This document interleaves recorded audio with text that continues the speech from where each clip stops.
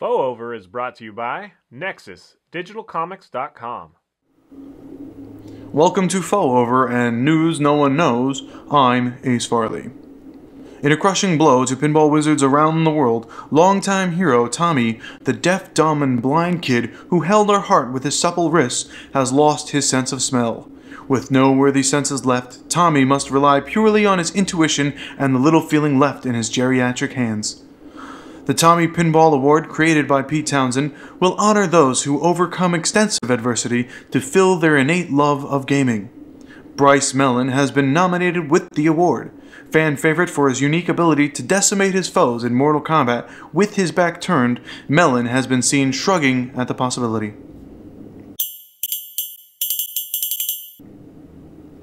With the world facing certain doom at the hands of Dr. Claw and the agents of MAD, a hero emerged.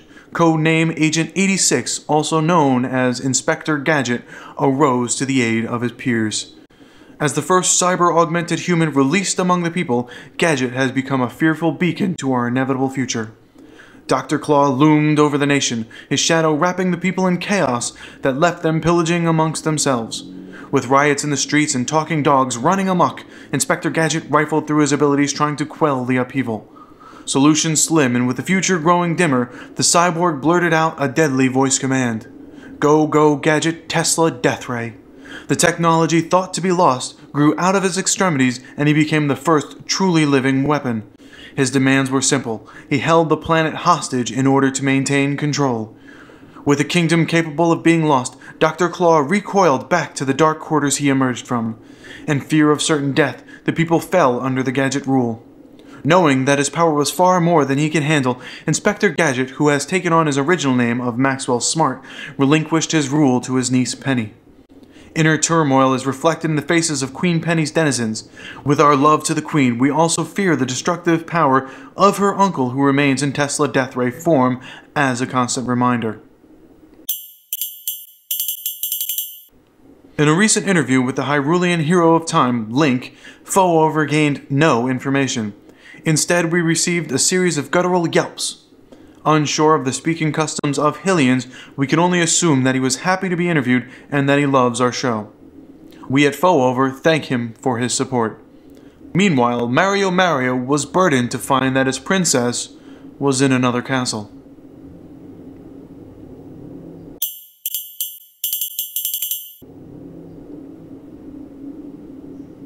This just in, The Great Gatsby had a video game for the NES.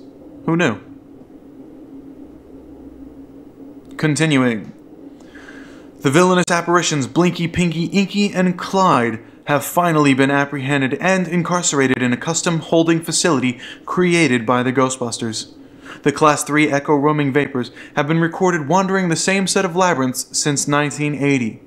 In turn, however, the creature known as Packman has suffered a severe food shortage. It seems that the metaphysical loop that has contained the four phantasms has also been a major renewable food supply. The limbless creature, who has been placed on the imminent extinction list, had used a special pillberry in conjunction with the naturally produced ectoplasm of the recurring ghosts. Wildlife enthusiast Peter Peck has demanded the Ghostbusters release the four phantasms back into their indefinite loop to feed the Pac-Man species, of which only 4 are known to exist, a male, a female, and 2 children. It may be that these few are the last of their kind.